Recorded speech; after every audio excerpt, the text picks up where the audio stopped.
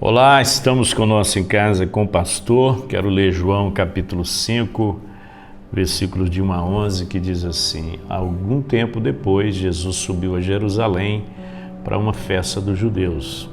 Há em Jerusalém, perto da Porta das Ovelhas, um tanque que em aramaico é chamado Betesda, tendo 5 entradas em volta.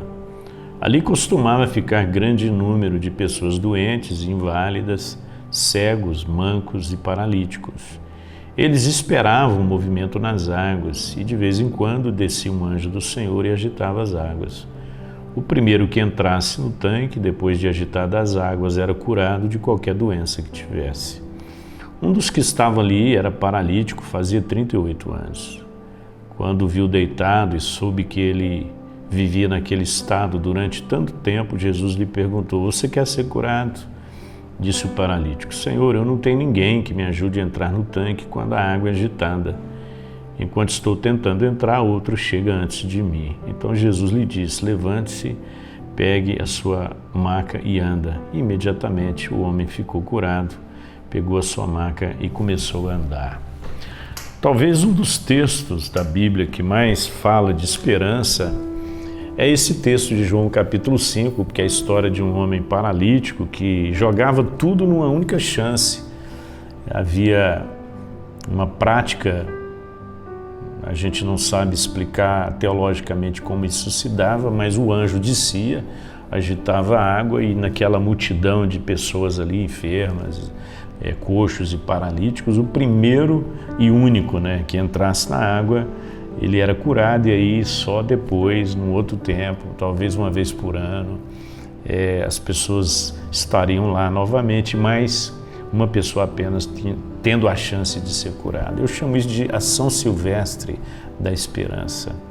Alguém que era paralítico há 38 anos e não se sabe quantas vezes ele esteve ali, mas ele estava lá naquele momento. E eu queria ajudar você hoje a ter sua esperança renovada. Muitas vezes as chances são pequenas, o diagnóstico não é favorável, os ventos são contrários e nessas horas você não sabe muito o que fazer e a tendência é perder a esperança. O provérbio diz que a esperança que se adia faz adoecer o coração. As coisas não acontecem e você vai meio que desanimando. Então eu quero estimular você a ter sua esperança renovada.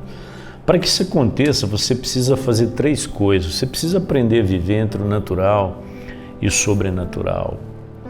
O versículo 3 e versículo 4 diz que aquele homem estava lá habitualmente. Ele estava lá habitualmente. Era um tanque, era um pavilhão com 5 pavilhões, o prédio com 5 pavilhões, muita gente que estava ali. E havia no coração daquele homem a esperança de que algo sobrenatural acontecesse, que era essa descida do anjo uma vez. Então ele jogou tudo que ele tinha naquela possibilidade. Nós estamos assim vivendo entre o natural e o sobrenatural. São 2 mundos que se completam, eles não são conflitantes. O mundo natural é esse que está aí. Você bebe água do riacho e você é alimentado pelos corvos, como Elias foi, de uma forma sobrenatural. Deus enviou as aves para que alimentasse o teu servo, e ele estava ali naquela conjuntura entre o natural e o sobrenatural. A vida é assim, nós estamos sempre entre o natural e o sobrenatural. Existem aquelas coisas que fazem parte do dia a dia, mas existe o sobrenatural, existe a intervenção de Deus que pode a qualquer momento acontecer no seu casamento, na sua vida profissional, no seu trabalho, seja em qual área você tenha necessidade de que o sobrenatural se manifeste. Então você precisa viver nessa conjuntura para você ter sua esperança renovada entre o natural e o sobrenatural. Você precisa saber que Deus se importa com você. Muitas vezes nós esquecemos essa verdade tão profunda. A Bíblia diz: sabendo Jesus que aquele homem estava paralítico há 38 anos. Ele sabia. Como Deus sabe de tudo que eu passo, tudo que eu sinto, tudo que eu penso. toda a experiência de vida, todas as angústias que me sobrevêm, todos os abatimentos, todas as lutas, todas as injustiças, todas as calúnias, todas as fraquezas. Deus conhece todas as coisas. Então eu posso ter a minha esperança renovada sabendo que Deus me conhece. A Bíblia diz, sabendo, vendo e sabendo que Ele estava assim há 38 anos. Então Deus nos vê. Naqueles momentos da nossa vida, quando nós não podemos contar com ninguém, Jesus está lá. A pergunta que Jesus fez para esse homem foi, queres ser curado? Uma pergunta até estranha, né, irmãos? Porque ele estava lá para isso. Será que ele também não estava lá por hábito? Porque ele acostumou a estar lá? Vamos lá ver o que dá, né? Como os caras pegam a fila aí para fazer uma fezinha aí na cena, na Mega Sena, os caras, vai que dá certo, né? Então não sei se ele estava lá confiando mesmo que poderia acontecer, ou se ele estava lá porque não tinha nada a perder e alguma coisa a ganhar. Então muitas vezes nós precisamos dessa pergunta, você realmente quer ser curado?